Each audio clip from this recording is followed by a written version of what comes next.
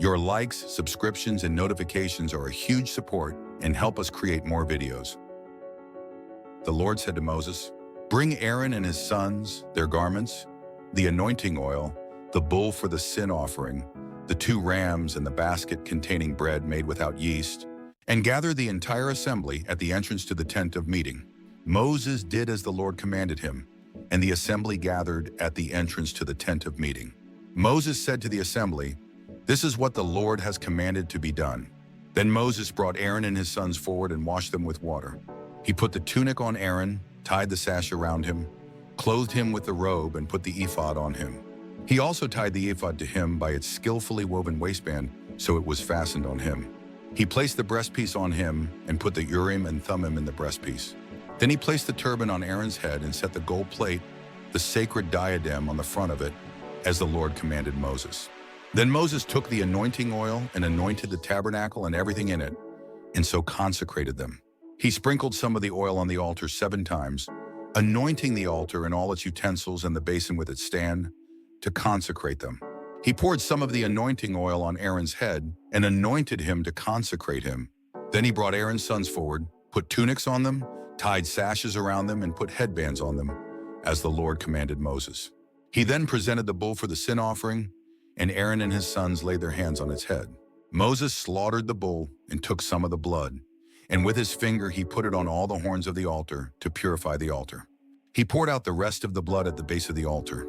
So he consecrated it to make atonement for it. Moses also took all the fat around the inner parts, the covering of the liver in both kidneys and their fat, and burned it on the altar. But the bull with its hide and its flesh and its offal he burned up outside the camp, as the Lord commanded Moses. He then presented the ram for the burnt offering, and Aaron and his sons laid their hands on its head. Then Moses slaughtered the ram and sprinkled the blood against the altar on all sides. He cut the ram into pieces and burned the head, the pieces, and the fat. He washed the inner parts and the legs with water and burned the whole ram on the altar as a burnt offering, a pleasing aroma, an offering made to the Lord by fire, as the Lord commanded Moses. He then presented the other ram, the ram for the ordination, and Aaron and his sons laid their hands on its head. Moses slaughtered the ram and took some of its blood and put it on the lobe of Aaron's right ear, on the thumb of his right hand, and on the big toe of his right foot. Moses also brought Aaron's sons forward and put some of the blood on the lobes of their right ears, on the thumbs of their right hands, and on the big toes of their right feet. Then he sprinkled blood against the altar on all sides. He took the fat tail, all the fat around the inner parts, the covering of the liver, both kidneys and their fat in the right thigh. Then from the basket of bread made without yeast, which was before the Lord, he took a cake of bread and one made with oil, and a wafer. He put these on the fat portions and on the right thigh. He put all these in the hands of Aaron and his sons and waved them before the Lord as a wave offering. Then Moses took them from their hands and burned them on the altar on top of the burnt offering as an ordination offering, a pleasing aroma, an offering made to the Lord by fire. He also took the breast, Moses' share of the ordination ram, and waved it before the Lord as a wave offering, as the Lord commanded Moses. Then Moses took some of the anointing oil and some of the blood from the altar and sprinkled them on Aaron and his garments and on his sons and their garments. So he consecrated Aaron and his garments and his sons and their garments. Moses then said to Aaron and his sons, "Cook the meat at the entrance to the tent of meeting and eat it there with the bread from the basket of ordination offerings, as I commanded, saying, Aaron and his sons are to eat it. Then burn up the rest of the meat and the bread. Do not leave the entrance to the tent of meeting for 7 days, until the days of your ordination are completed, for your ordination will last 7 days. What has been done today was commanded by the Lord to make atonement for you. You must stay at the entrance to the tent of meeting day and night for 7 days and do what the Lord requires. So you will not die, for that is what I have been commanded." So Aaron and his sons did everything the Lord commanded through Moses. On the 8th day, Moses summoned Aaron and his sons and the elders of Israel. He said to Aaron, "1, take a bull calf for your sin offering and a ram for your burnt offering, both without defect, and present them before the Lord.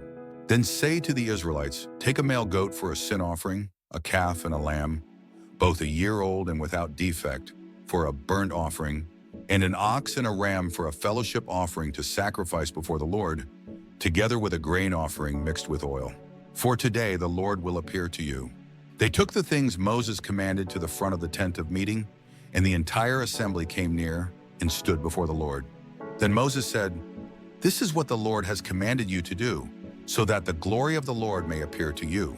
Moses said to Aaron, "Come to the altar and sacrifice your sin offering and your burnt offering, and make atonement for yourself and the people. Sacrifice the offering that is for the people, and make atonement for them, as the Lord has commanded." So Aaron came to the altar and slaughtered the calf as a sin offering for himself. His sons brought the blood to him, and he dipped his finger into the blood and put it on the horns of the altar. The rest of the blood he poured out at the base of the altar. On the altar he burned the fat, the kidneys, and the covering of the liver from the sin offering, as the Lord commanded Moses. The flesh and the hide he burned up outside the camp. Then he slaughtered the burnt offering. His sons handed him the blood, and he sprinkled it against the altar on all sides. They handed him the burnt offering piece by piece, including the head, and he burned them on the altar. He washed the inner parts and the legs and burned them on top of the burnt offering on the altar. Aaron then brought the offering that was for the people. He took the goat for the people's sin offering and slaughtered it and offered it for a sin offering as he did with the first one. He brought the burnt offering and offered it in the prescribed way. He also brought the grain offering, took a handful of it, and burned it on the altar in addition to the morning's burnt offering. He slaughtered the ox and the ram as the fellowship offering for the people. His sons handed him the blood, and he sprinkled it against the altar on all sides. But the fat portions of the ox and the ram, the fat tail, the layer of fat, the kidneys, and the covering of the liver, these they laid on the breasts, and then Aaron burned the fat on the altar. Aaron waved the breast and the right thigh before the Lord as a wave offering, as Moses commanded. Then Aaron lifted his hands toward the people and blessed them. And having sacrificed the sin offering, the burnt offering, and the fellowship offering, he stepped down. Moses and Aaron then went into the tent of meeting. When they came out, they blessed the people, and the glory of the Lord appeared to all the people. Fire came out from the presence of the Lord and consumed the burnt offering and the fat portions on the altar. And when all the people saw it, they shouted for joy and fell face down.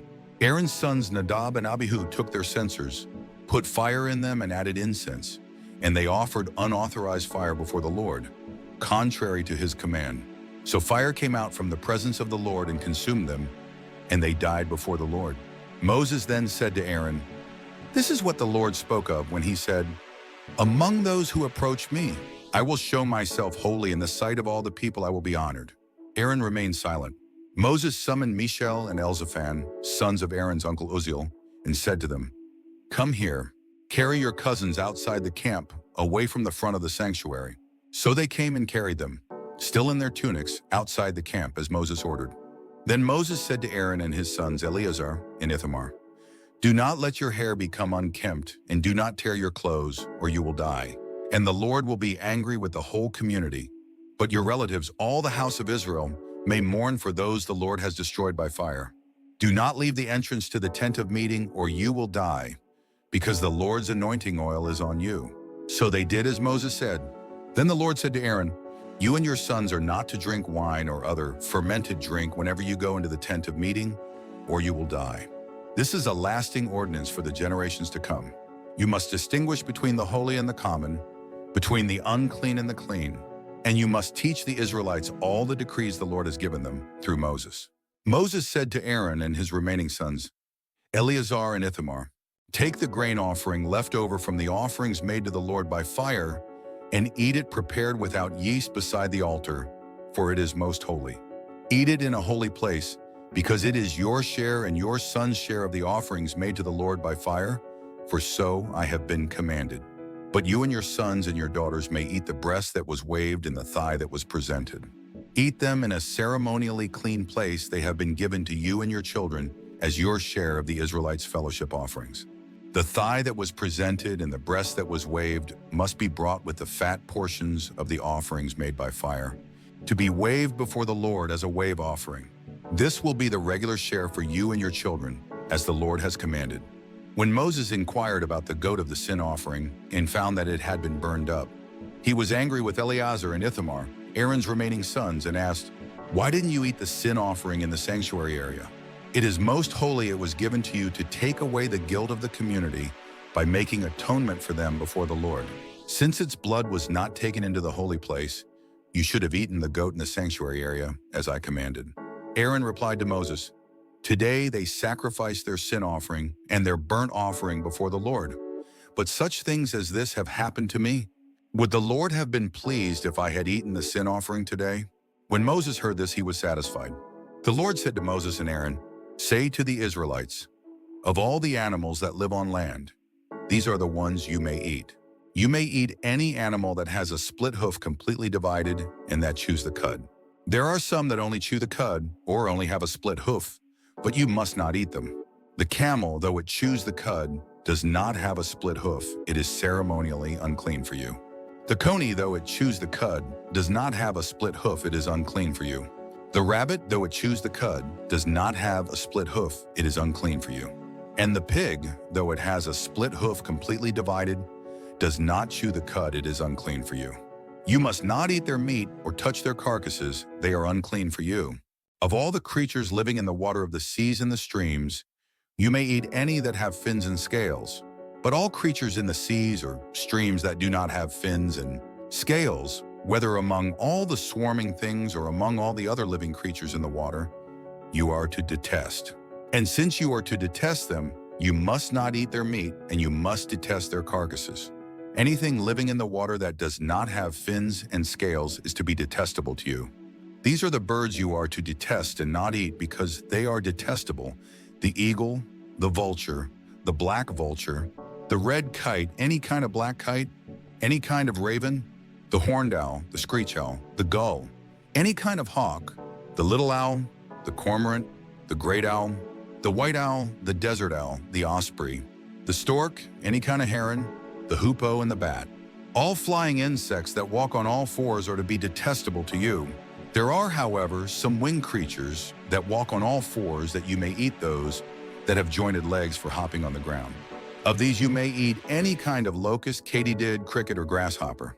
But all other winged creatures that have 4 legs you are to detest. You will make yourselves unclean by these. Whoever touches their carcasses will be unclean till evening. Whoever picks up one of their carcasses must wash his clothes, and he will be unclean till evening. Every animal that has a split hoof not completely divided or that does not chew the cud is unclean for you. Whoever touches the carcass of any of them will be unclean. Of all the animals that walk on all fours, those that walk on their paws are unclean for you. Whoever touches their carcasses will be unclean till evening. Anyone who picks up their carcasses must wash his clothes, and he will be unclean till evening. They are unclean for you. Of the animals that move about on the ground, these are unclean for you: the weasel, the rat, any kind of great lizard, the gecko, the monitor lizard, the wall lizard, the skink, and the chameleon. Of all those that move along the ground, these are unclean for you. Whoever touches them when they are dead will be unclean till evening. When one of them dies and falls on something, that article, whatever its use, will be unclean, whether it is made of wood, cloth, hide, or sackcloth. Put it in water, it will be unclean till evening, and then it will be clean. If one of them falls into a clay pot, everything in it will be unclean, and you must break the pot. Any food that could be eaten but has water on it from such a pot is unclean, and any liquid that could be drunk from it is unclean. Anything that one of their carcasses falls on becomes unclean. An oven or cooking pot must be broken up. They are unclean, and you are to regard them as unclean. A spring, however, or a cistern for collecting water remains clean, but anyone who touches one of these carcasses is unclean. If a carcass falls on any seeds that are to be planted, they remain clean. But if water has been put on the seed and a carcass falls on it, it is unclean for you. If an animal that you are allowed to eat dies, anyone who touches the carcass will be unclean till evening. Anyone who eats some of the carcass must wash his clothes, and he will be unclean till evening. Anyone who picks up the carcass must wash his clothes, and he will be unclean till evening. Every creature that moves about on the ground is detestable. It is not to be eaten. You are not to eat any creature that moves about on the ground. Whether it moves on its belly or walks on all fours or on many feet, it is detestable. Do not defile yourselves by any of these creatures. Do not make yourselves unclean by means of them or be made unclean by them. I am the Lord your God. Consecrate yourselves and be holy, because I am holy. Do not make yourselves unclean by any creature that moves about on the ground. I am the Lord who brought you up out of Egypt to be your God. Therefore be holy, because I am holy. These are the regulations concerning animals, birds, every living thing that moves in the water, and every creature that moves about on the ground. You must distinguish between the unclean and the clean, between living creatures that may be eaten and those that may not be eaten. The Lord said to Moses, "Say to the Israelites, a woman who becomes pregnant and gives birth to a son will be ceremonially unclean for 7 days, just as she is unclean during her monthly period. On the 8th day, the boy is to be circumcised. Then the woman must wait 33 days to be purified from her bleeding. She must not touch anything sacred or go to the sanctuary until the days of her purification are over. If she gives birth to a daughter, for 2 weeks the woman will be unclean, as during her period. Then she must wait 66 days to be purified from her bleeding. When the days of her purification for a son or daughter are over, she is to bring to the priest at the entrance to the tent of meeting a year-old lamb for a burnt offering and a young pigeon or a dove for a sin offering. He shall offer them before the Lord to make atonement for her, and then she will be ceremonially clean from her flow of blood. These are the regulations for the woman who gives birth to a boy or a girl. If she cannot afford a lamb, she is to bring 2 doves or 2 young pigeons, one for a burnt offering and the other for a sin offering. In this way, the priest will make atonement for her, and she will be clean." The Lord said to Moses and Aaron, "When anyone has a swelling or a rash or a bright spot on his skin that may become an infectious skin disease, he must be brought to Aaron the priest or to one of his sons who is a priest. The priest is to examine the sore on his skin, and if the hair in the sore has turned white, and the sore appears to be more than skin deep, it is an infectious skin disease. When the priest examines him, he shall pronounce him ceremonially unclean. If the spot on his skin is white, but does not appear to be more than skin deep, and the hair in it has not turned white, the priest is to put the infected person in isolation for 7 days. On the 7th day, the priest is to examine him, and if he sees that the sore is unchanged and has not spread in the skin, he is to keep him in isolation another 7 days.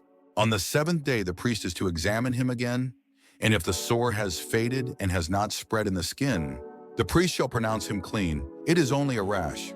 The man must wash his clothes and he will be clean. But if the rash does spread in his skin after he has shown himself to the priest to be pronounced clean, he must appear before the priest again. The priest is to examine him, and if the rash has spread in the skin, he shall pronounce him unclean. It is an infectious disease. When anyone has an infectious skin disease, he must be brought to the priest. The priest is to examine him, and if there is a white swelling in the skin that has turned the hair white, and if there is raw flesh in the swelling, it is a chronic skin disease, and the priest shall pronounce him unclean. He is not to put him in isolation because he is already unclean. If the disease breaks out all over his skin, and so far as the priest can see, it covers all the skin of the infected person from head to foot. The priest is to examine him, and if the disease has covered his whole body, he shall pronounce that person clean. Since it has all turned white, he is clean. But whenever raw flesh appears on him, he will be unclean. When the priest sees the raw flesh, he shall pronounce him unclean. The raw flesh is unclean, he has an infectious disease. Should the raw flesh change and turn white, he must go to the priest. The priest is to examine him, and if the sores have turned white, the priest shall pronounce the infected person clean, then he will be clean. When someone has a boil on his skin and it heals, and in the place where the boil was, a white swelling or reddish-white spot appears, he must present himself to the priest. The priest is to examine it, and if it appears to be more than skin deep and the hair in it has turned white, the priest shall pronounce him unclean. It is an infectious skin disease that has broken out where the boil was. But if, when the priest examines it, there is no white hair in it, and it is not more than skin deep and has faded, then the priest is to put him in isolation for 7 days. If it is spreading in the skin, the priest shall pronounce him unclean, it is infectious. But if the spot is unchanged and has not spread, it is only a scar from the boil, and the priest shall pronounce him clean.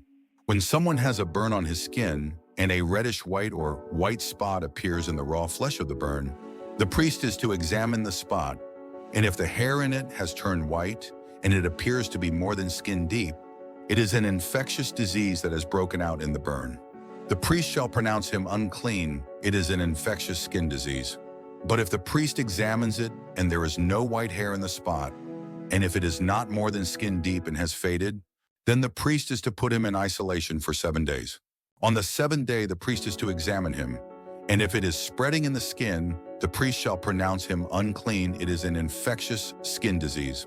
If, however, the spot is unchanged and has not spread in the skin, but has faded, it is a swelling from the burn, and the priest shall pronounce him clean. It is only a scar from the burn. If a man or woman has a sore on the head or on the chin, the priest is to examine the sore, and if it appears to be more than skin deep and the hair in it is yellow and thin, the priest shall pronounce that person unclean. It is an itch, an infectious disease of the head or chin. But if, when the priest examines this kind of sore, it does not seem to be more than skin deep and there is no black hair in it, then the priest is to put the infected person in isolation for 7 days. On the seventh day, the priest is to examine the sore, and if the itch has not spread and there is no yellow hair in it, and it does not appear to be more than skin deep, he must be shaved except for the diseased area, and the priest is to keep him in isolation another 7 days. On the seventh day, the priest is to examine the itch, and if it has not spread in the skin and appears to be no more than skin deep, the priest shall pronounce him clean. He must wash his clothes and he will be clean. But if the itch does spread in the skin after he is pronounced clean, the priest is to examine him. And if the itch has spread in the skin, the priest does not need to look for yellow hair. The person is unclean. If, however, in his judgment it is unchanged and black hair has grown in it, the itch is healed. He is clean, and the priest shall pronounce him clean. When a man or woman has white spots on the skin, the priest is to examine them. And if the spots are dull white, it is a harmless rash that has broken out on the skin. That person is clean. When a man has lost his hair and is bald, he is clean. If he has lost his hair from the front of his scalp and has a bald forehead, he is clean. But if he has a reddish-white sore on his bald head or forehead, it is an infectious disease breaking out on his head or forehead. The priest is to examine him, and if the swollen sore on his head or forehead is reddish-white like an infectious skin disease, the man is diseased and is unclean. The priest shall pronounce him unclean because of the sore on his head. The person with such an infectious disease must wear torn clothes. Let his hair be unkempt, cover the lower part of his face and cry out, "Unclean, unclean." As long as he has the infection, he remains unclean. He must live alone. He must live outside the camp. If any clothing is contaminated with mildew, any woolen or linen clothing, any woven or knitted material of linen or wool, any leather or anything made of leather, and if the contamination in the clothing or leather or woven or knitted material or any leather article is greenish or reddish, it is a spreading mildew and must be shown to the priest. The priest is to examine the mildew and isolate the affected article for 7 days. On the seventh day, he is to examine it. And if the mildew has spread in the clothing or the woven or knitted material or the leather, whatever its use, it is a destructive mildew. The article is unclean. He must burn up the clothing or the woven or knitted material of wool or linen or any leather article that has the contamination in it. Because the mildew is destructive, the article must be burned up. But if, when the priest examines it, the mildew has not spread in the clothing or the woven or knitted material or the leather article, he shall order that the contaminated article be washed. Then he is to isolate it for another 7 days. After the affected article has been washed, the priest is to examine it, and if the mildew has not changed its appearance, even though it has not spread, it is unclean. Burn it with fire, whether the mildew has affected one side or the other. If, when the priest examines it, the mildew has faded after the article has been washed, he is to tear the contaminated part out of the clothing or the leather or the woven or knitted material. But if it reappears in the clothing or in the woven or knitted material or in the leather article, it is spreading, and whatever has the mildew must be burned with fire. The clothing or the woven or knitted material or any leather article that has been washed and is rid of the mildew must be washed again, and it will be clean. These are the regulations concerning contamination by mildew in woolen or linen clothing, woven or knitted material or any leather article, for pronouncing them clean or unclean. The Lord said to Moses, "These are the regulations for the diseased person at the time of his ceremonial cleansing. When he is brought to the priest is to go outside the camp and examine him. If the person has been healed of his infectious skin disease, the priest shall order that 2 live clean birds and some cedar wood, scarlet yarn and hyssop be brought for the one to be cleansed. Then the priest shall order that one of the birds be killed over fresh water in a clay pot. He is then to take the live bird and dip it, together with the cedar wood, the scarlet yarn, and the hyssop, into the blood of the bird that was killed over the fresh water.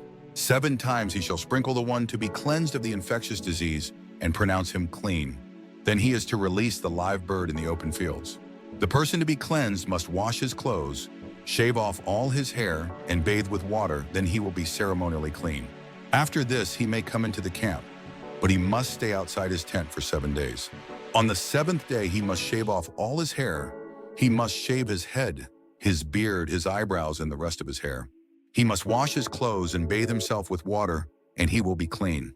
On the 8th day he must bring 2 male lambs and 1 ewe lamb a year old, each without defect, along with 3/10 of an ephah of fine flour, mixed with oil for a grain offering, and 1 log of oil.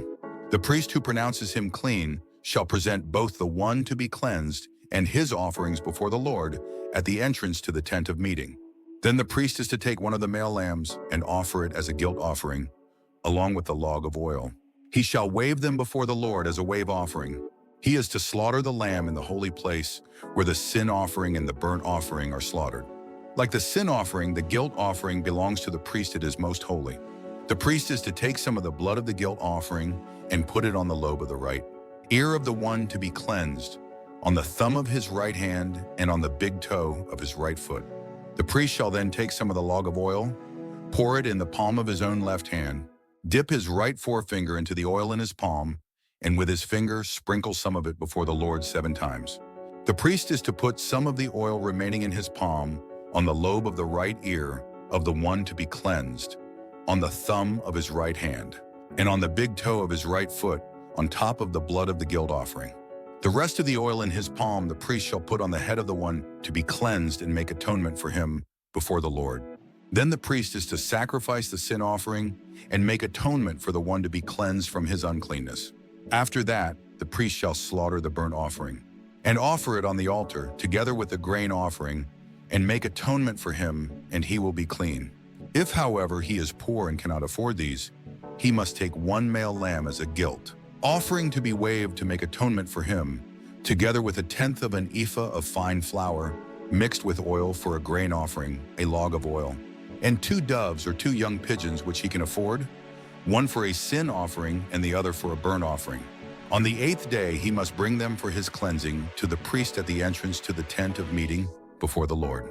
The priest is to take the lamb for the guilt offering, together with the log of oil, and wave them before the Lord as a wave offering. He shall slaughter the lamb for the guilt offering and take some of its blood, and put it on the lobe of the right ear of the one to be cleansed, on the thumb of his right hand, and on the big toe of his right foot.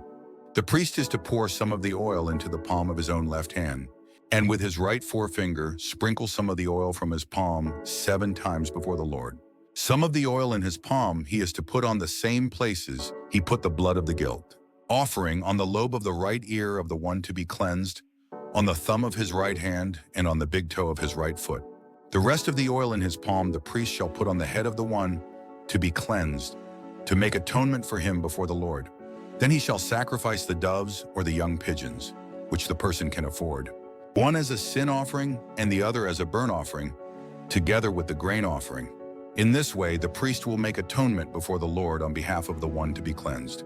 These are the regulations for anyone who has an infectious skin disease and who cannot afford the regular offerings for his cleansing. The Lord said to Moses and Aaron, "When you enter the land of Canaan, which I am giving you as your possession, and I put a spreading mildew in a house in that land, the owner of the house must go and tell the priest, 'I have seen something that looks like mildew in my house.' The priest is to order the house to be emptied before he goes in to examine the mildew, so that nothing in the house will be pronounced unclean. After this, the priest is to go in and inspect the house. He is to examine the mildew on the walls, and if it has greenish or reddish depressions that appear to be deeper than the surface of the wall, the priest shall go out the doorway of the house and close it up for 7 days. On the 7th day, the priest shall return to inspect the house. If the mildew has spread on the walls, he is to order that the contaminated stones be torn out and thrown into an unclean place outside the town. He must have all the inside walls of the house scraped and the material that is scraped off dumped into an unclean place outside the town. Then they are to take other stones to replace these and take new clay and plaster the house. If the mildew reappears in the house after the stones have been torn out and the house scraped and plastered, the priest is to go and examine it. And if the mildew has spread in the house, it is a destructive mildew. The house is unclean. It must be torn down, its stones, timbers, and all the plaster, and taken out of the town to an unclean place. Anyone who goes into the house while it is closed up will be unclean till evening. Anyone who sleeps or eats in the house must wash his clothes. But if the priest comes to examine it and the mildew has not spread after the house has been plastered, he shall pronounce the house clean because the mildew is gone. To purify the house, he is to take 2 birds and some cedar wood, scarlet yarn, and hyssop. He shall kill one of the birds over fresh water in a clay pot. Then he is to take the cedar wood, the hyssop, the scarlet yarn, and the live bird, dip them into the blood of the dead bird in the fresh water, and sprinkle the house 7 times. He shall purify the house with the bird's blood, the fresh water, the live bird, the cedar wood, the hyssop, and the scarlet yarn.